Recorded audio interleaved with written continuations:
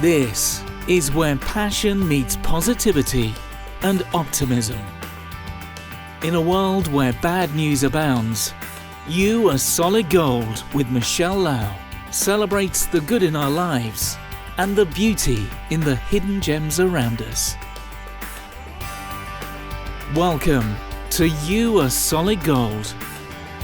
Here she is, international television host and QVC jewelry expert, Michele Lau. Hi, everybody, and welcome into You Are Solid Gold, the travel edition, my favorite day of the week. We are going to virtually go to Paris with Tim Hennigan from the Travel Collaborative today. Tim, how are you? I'm very well. It's finally summer. I know you're excited that there's a brand new hotel opening just outside of Paris. We were talking about this before we came, live with you today. And this sounds like an amazing place. I love to dish on the royals. So I understand that's where you want to start today. It is where I want to start today. And I want to start by telling you a very sordid little story. I like it. The more sordid, the better.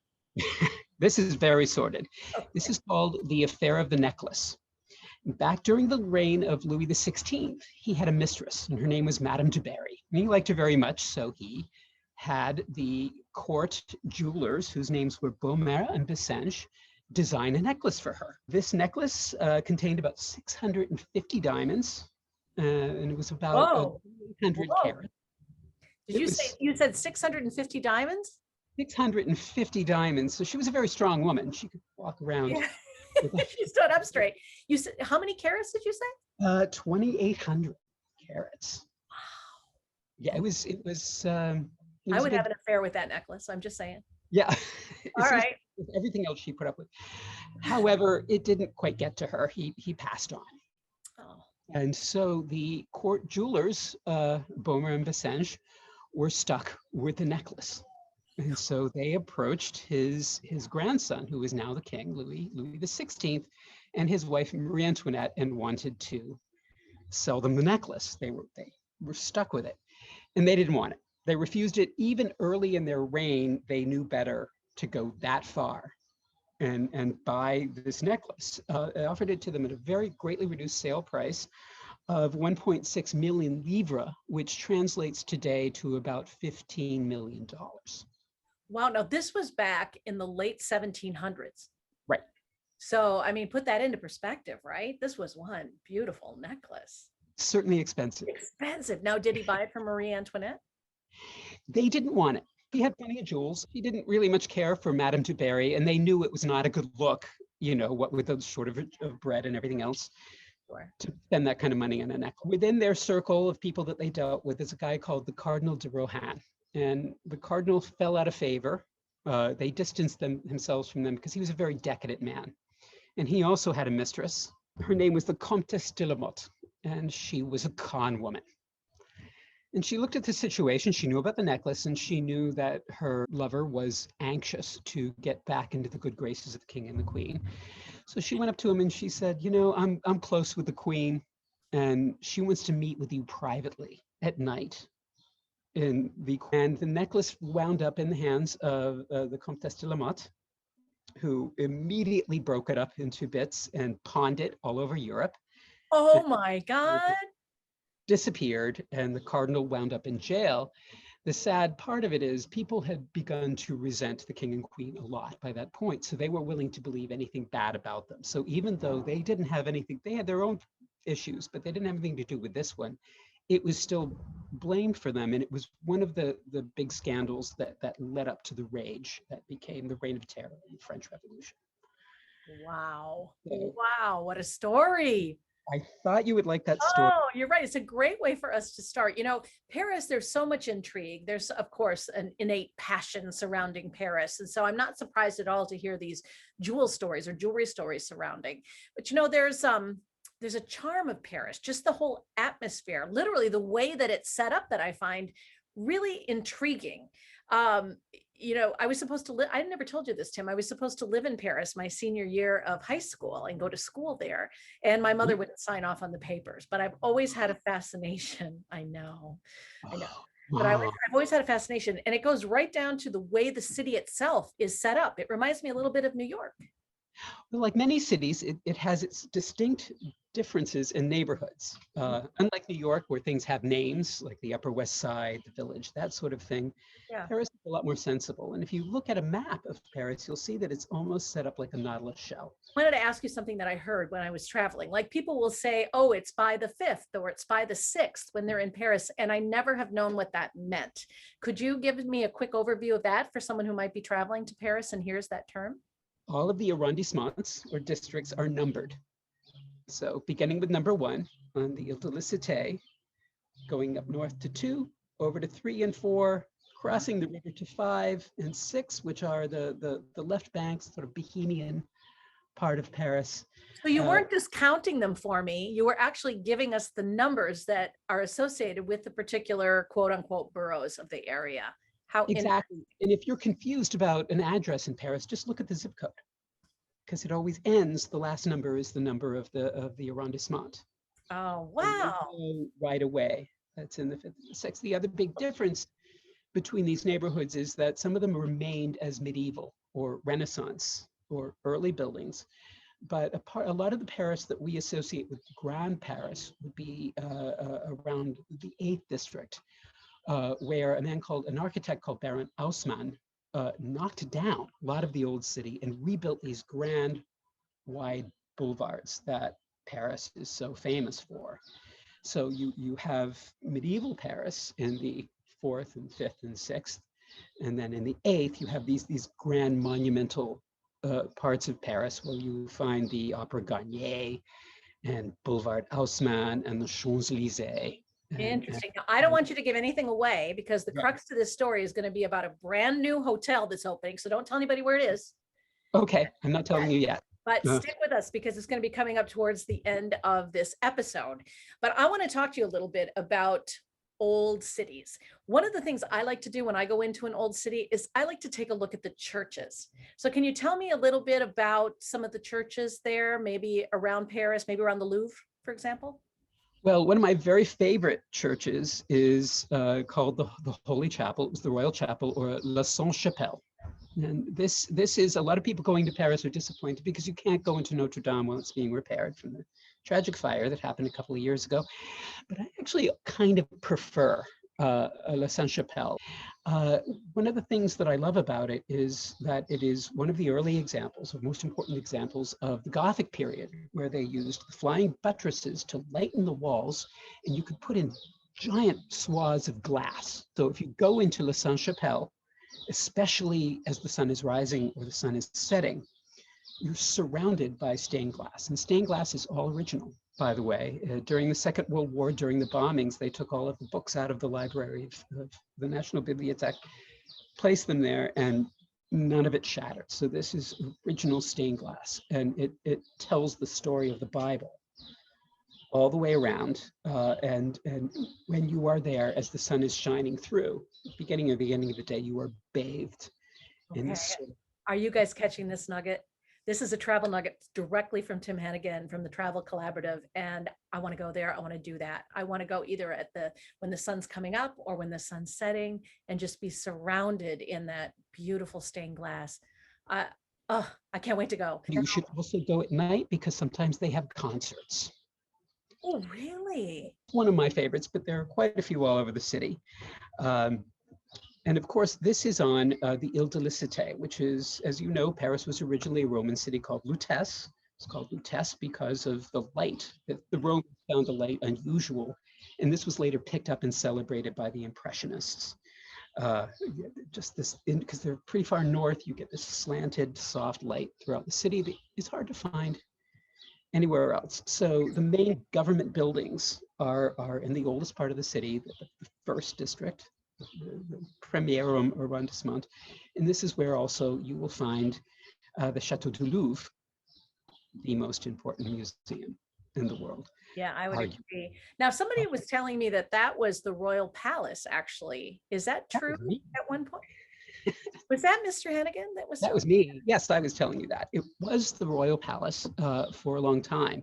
And that's when the art collection began. But during the reign of Louis XVI, Louis was having a lot of trouble with his nobles. Everybody was in their own county or Margrave or wherever they lived, and they were making trouble. He couldn't keep an eye on them. He couldn't control them. So he decided to do something else. He built himself a palace just outside the city. If you drive, it's under an hour, maybe 45 minutes tops. If you take the train, it's about an hour. Of course, it was called the Chateau de Versailles. And he built this, it was his hunting lodge for a long time. And he got this idea, I'm going to build it all here. And if you are a member of royalty, you're going to have to live here. You wanted to be near the center of power. So he took all of the people from all over France who were in charge of all the local governments and put them in one place, surrounded by crazy luxury and art and fountains and gardens and palaces. A world that was completely separated from reality. And a lot of historians believe that this is one of the things that led up to the revolution as well, because these people were no longer involved with the people that they were ruling. It's meant to shock and awe you as you enter. It's on these extensive grounds. So Tim, if you had to pick one park in Paris that people don't want to miss, which one would you recommend? My favorite is the Place des Vosges. Actually reminds me of my old neighborhood in Boston, the South End, because it's in the Marais, and the Marais means marsh or swampland. So until the 17th century, people didn't really live there. It wasn't desirable. And then, of course, Louis came in before he moved everything out to Versailles, leveled it and rebuilt this perfect square, with the garden in the middle. And all of the buildings around of it are done in the mansard style. So the mansard style, if you're familiar with the buildings with the roofs, the slanted roofs, this had just come into fashion, so they were all built this way. And at the ground level, it's all arcaded arches and courtyards, and people play music. Statue in the middle of it. It's just a very quiet, hidden Gem. garden. So far, you've given us kind of an overview of Paris. You've told us a little bit about the history, including some really interesting things about jewelry. I'm now in the mood to do a little jewelry shopping. So I'm in Paris. Where should I go to shop? Well, if you've got I know the there's right, a lot of shopping to be had. But what if I wanted to buy jewels, for example? I would go, you buy jewels? I Yeah. would go to the Place Vendôme. Hey, tell me about it.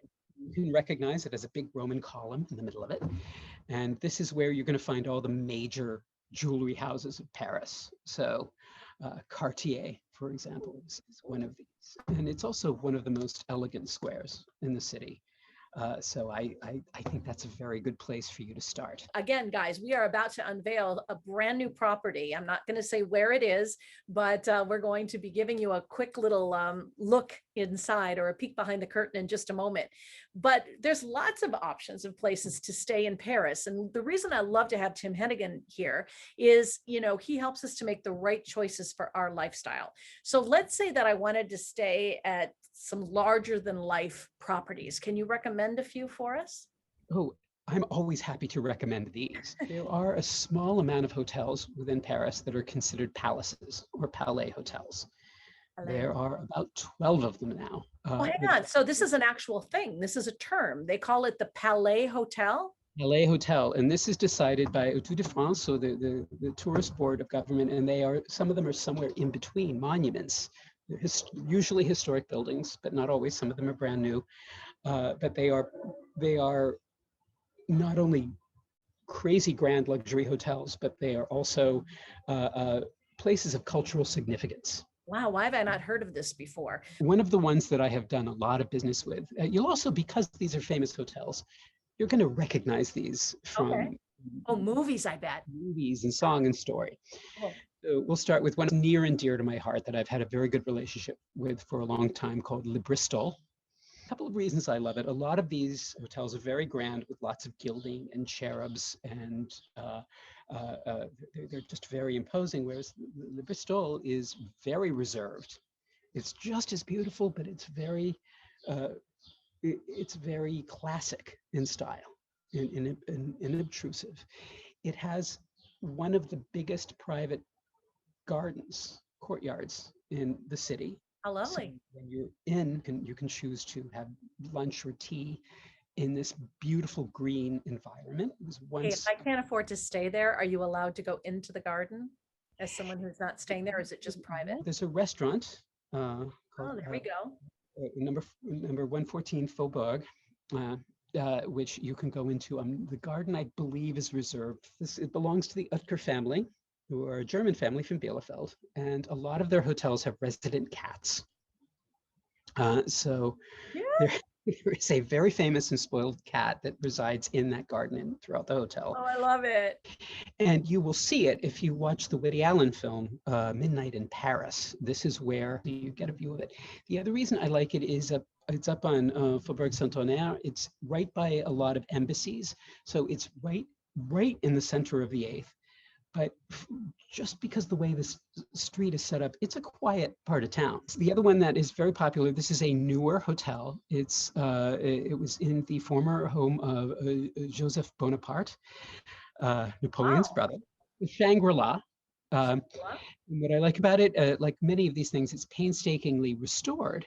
Top part of it is very modern and new with a lot of glass. So if you're up on the top floor, you have these very chic and sleek views of the city. If you go in further, you're in this 19th century palace. A more modern hotel, but still in a 19th century building, a combination of the two styles, also very famous in Song of the Stories. It's the Plaza Athénée, which there is another hotel in New York also called the Plaza Athénée, and they're both part of the Dorchester collection. So I would look at those. Now you might like the Hyatt Vendôme. And why?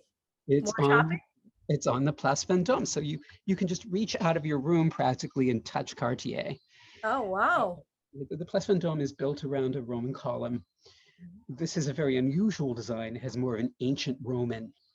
Almost I like that too. It has nods and references to ancient Rome and Cleopatra and all of that. So it's Cleopatra was my kind of chick. I would have hung out with Cleopatra, I think. She's a smart woman. Yeah, well, I like that about her, but I'll tell you what, she rolled herself up in a rug and had herself delivered to her man. Right. Pretty cool, right? I wouldn't turn my back on her though. Yeah, you don't want to turn your back on Cleopatra. But yeah, I also like the Four Seasons, which is called the Georges V. Oh. So you remember the Meg Ryan film written by Nora Ephron from, I think, the 90s. French Kiss. French Kiss. That's where her ex-boyfriend is staying, and that's where all the problems began. And this is, as you know, there's a quality and a standard for any Four Seasons around the world. Yeah, they call it up to. And it's part of the Golden Triangle, and it's just again perfection between the grand design of Paris, but again keeping it more sophisticated and subtle. And what is the Golden Triangle? The Golden Triangle is part of the 8th arrondissement, almost the finest of everything. The greatest stores, the grandest boulevards. This is the Golden Triangle. So a lot of I hear the word gold, I think of, You Are Solid Gold, the podcast. Yeah, one more of the Palais hotels that I want to talk about because it ties into my story very well. And this hotel is on the Place de la Concorde, which before it was called the Place de la Concorde was the Place de la Guillotine. And this is where all of the aristocracy, including Louis XVI and Marie Antoinette, lost their heads and their lives. It's a completely symmetrical square. And on one side of it, you had just open land, and he didn't want that. He needed to see buildings on one side. So he had them put up these elaborate facades with no buildings behind. And the buildings came later, and the Crillon is in one of these, and it overlooks the Place de la Concorde. In the middle of the Place de la Concorde, you have the famous obelisk and the fountains surrounding the obelisk. You might recognize them from the film The Devil Wears Prada. Wasn't that a beautiful movie? I mean, scenically, if I could go there and spend a day, that sounds amazing. I can see the excitement in your face, honestly, when you're talking about these places. Guys, we are just scratching the surface here. Stay with us. We have got big news on a new property that's opening. I'm going to go ahead and spill the beans, just outside of Paris. So it's coming up in just a moment. And tying back into the theme of royalty and the Place de Vosges, which we mentioned before, in that beautiful arcaded square. Behind one of these arcades, one of the arcades is filled with glass door. You open the glass door, there's another little private garden with sculptures and a mansion behind it. And this is called the Pavillon de la Reine, the Pavilion of the Queen. So you walk in, you see all this beautiful glass, and then you walk through another door and you see the garden. You see the garden and the mansion behind. Now, within the arcades surrounding the Place de Vendôme, there were 2 pavilions on either end. And in those pavilions, the night before their wedding, were Anne of Austria and Louis the King of France. And they stayed on either side in the pavilions the night before their wedding. So this is called the Pavilion of the Queen because it's right behind the pavilion where Anne stayed. Makes sense. Before she got married. And this is a beautifully restored old 17th century mansion. Just a lot of history within the walls itself. And right there, you can walk out onto the Place de Vosges and just enjoy this secret part of Paris. And you're in the heart of the Marais at this point, and it's really the only luxury or boutique luxury hotel. Also owned by the same family across the river in the 6th. Near the l'École des Beaux-Arts, you have the Relais Christine. And this has been a beloved boutique hotel in Paris for many years, partly because the owners had a really great art collection, which they still offer on site. And like Le Bristol, it has its own little pocket garden as well that guests can enjoy. How charming. You're just done with all the people and all the touring. You're in this greenery and it's lovely. I have in my pocket a lot of really gorgeous. So if you don't hear about something you like here, Tim can probably find something. Ask me about any of the others. This one is right around the corner from the Relais Christine. It's called L'Hôtel. And this is a very interesting building because it's circular in design. So if you enter, there's just all these balconies within the building. So when you check in, you don't say, just put it over there in the corner.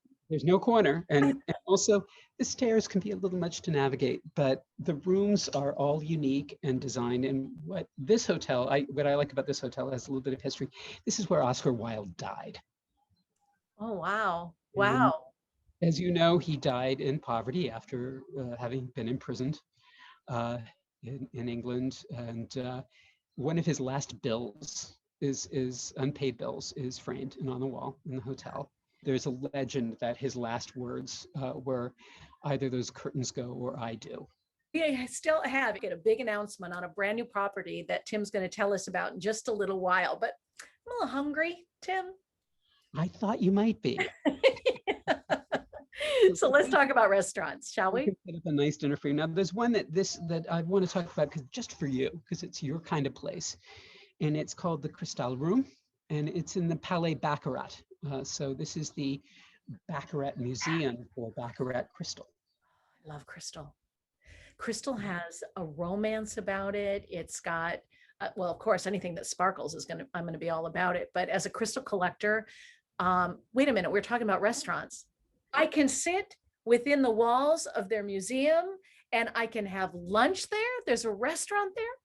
Yes, you can. Heaven, take me. This sounds Everything perfect. in the restaurant is, of course, designed by Baccarat. So I thought of you immediately. The other one that I wanted to mention is called the Tour d'Argent. And I want to mention it, number one, because of the name, because, of course, Tour d'Argent means silver tower. Oh, that's right. The Silver Tower. And it's been very famous for decades, for a very long time, because it has one of the best views. So why do they call it the Silver Tower? Tower-like experience. You're up above the city. I see. Oh, so that's where we go if we love a view.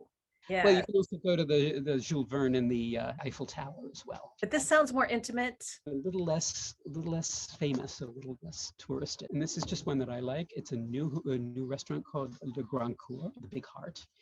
And it's sort of family style dining. It's much less formal, but it's in one of the medieval buildings in the Marais. And it's just a very welcoming place to have dinner. Now that we've eaten, we're ready to leave town. I am ready to leave town, which means we're getting very close to our big announcement on a new property that you discovered. But before we do that, where we're heading is we're heading out toward the Chateau of Versailles, because we talked about that as well. And we're talking about the Bourbon family and French royalty. And Versailles is on the way out there. There is a lake that is very famous. It was painted many times by the Impressionist artist Corot. So I'm going to get back to that. I want to talk about a couple Danielle and Florence Catillard. Danielle and Florence were skiers. They were Olympic skiers, and they married, and they invested in a winery, a very famous winery in Bordeaux called the Chateau Smith-Lafitte. This is a very good, I recommend this wine. They had two daughters, Alice and Mathilde. And Alice and Mathilde grew into very clever businesswomen. And then Mathilde, we'll start with Mathilde, founded a company called Caudalie. And this is something that would appeal to you specifically, because Caudalie is a spa product company, and all of the products are based in vinotherapy or wine therapy. This makes complete sense, doesn't it? All the antioxidant properties of wine going into these products. I can see how Mathilde was so drawn to that. She and her husband, Bertrand Thomas, founded this company, and it's a very well-known company. But now it's time to talk about the other sister, Alice, and her husband, Jérôme. While Mathilde went into spa products, Alice went into hospitality. One of them is on our way, but the other two, one of them is in the Loire. It's called Le Source Cheverny. One of them is very close to the winery that her parents own and where her sister started her business. So it is called the source, the beginning of Caudalie. And the third one is on our way out to Versailles. And it's right up close to the entrance of Versailles. You can even ride your bike from there. It's on this beautiful lake. All three of these hotels, of course, have spas. And all three of these hotels feature her sister's products, the Caudalie products. Match made in heaven. Match made in heaven. I love this. This is such a great historical, transgression. It's just wonderful to be able to work with family and to visit a family hotel and spa together. Tang de Courreau has a Michelin star restaurant, so naturally, right on the menu, you're going to see the wine. The wine. Yeah, it's awesome. It just makes sense to me. Everybody's very happy. So these are places, and these three places I have sold, they are very upmarket, but they have worked within a lot of budgets for me. So they're very well known locally as well as among tourists, and they're not out of reach. We were talking about the Palais hotels, and that's really for a certain client. These three hotels are not out of reach, so they're worth looking at within a lot of budgets. And I will put your contact information in the notes so that people can reach out to you if they do want to plan a trip. And if one of these places in particular pique their interest, which I can imagine that it would. Again, we have the luxury of spending some time with Tim Hennigan right now. We have an announcement that Tim and I would like to sort of open your eyes about. There is a new hotel that has opened that I'm going to let Tim explain to you, but it is making history. And this entire episode, thank you for being patient with us. It's all connected back to the royalty of Paris.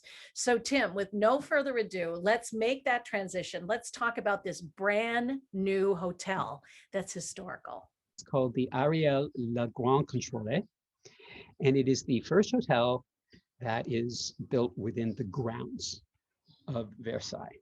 So it is one of the. Oh, wait a minute. They allowed them to build a hotel right within the grounds of Versailles. This hasn't been done before, right? Never been done before. The French government, because the Palais Versailles is one of the great monuments of France, and it has been lovingly and painstakingly and exactly historically restored. But of course, with all the modern conveniences, there are only 19 rooms. And the how exclusive restaurant recreates some of the original meals that they might have had at court. And one of the great benefits of this hotel is that if you are staying there, much like the sanctuary at Machu Picchu, you have access to the grounds of the palace before and after any other tourists do. Oh, so it's as if you were Louis XIV. Oh, can you imagine how that would feel? I mean, it gives me shivers. I can't even wrap my head around it. So it's as if you're stepping back in time. Exactly. And you really are experiencing the food, the atmosphere, the building, the grounds, everything that rolls into that. Down to the fabrics. Really? They've recreated a lot of the fabrics and a lot of the original design. So they did this very faithfully. Of course, with all the modern facilities, because Versailles itself is not the most comfortable place by modern standards, but this is absolute luxury, absolute top of the line, actual immersion into the history of France. Have you been there yet? It's just opening now. I know, but I know they do a preview sometimes for people like you. Yeah, so no, Not I yet? have not been there as yet. Okay, well, I can't. We'll have to have you back once you've actually been there yourself. I agree. Yeah, that'd be so much fun. Well, Okay. Tim, this has been a wild and crazy ride. I mean, Paris has always been an intrigue of mine, and so I want to thank you for putting this together. And again, people can reach out to you. I'll put your information in the notes. Is there any final words that you'd like to say about a Paris vacation or a trip? I would say I'm very happy to set that up for you. And Paris is always a good idea. It is. Single, married, anniversaries, birthdays, doesn't matter. Just because you find a great flight to Paris, right? Whatever the reason is, it's time to go to the City of Lights. Tim, thanks again. You truly are solid gold. Until next time, everybody, where we take another travel adventure. I love you. Thank you again for being with me. Au revoir. Thank you for joining us on You Are Solid Gold. We hope that you enjoyed it as much as we enjoyed bringing it to you. Would you please subscribe, like, and share this episode?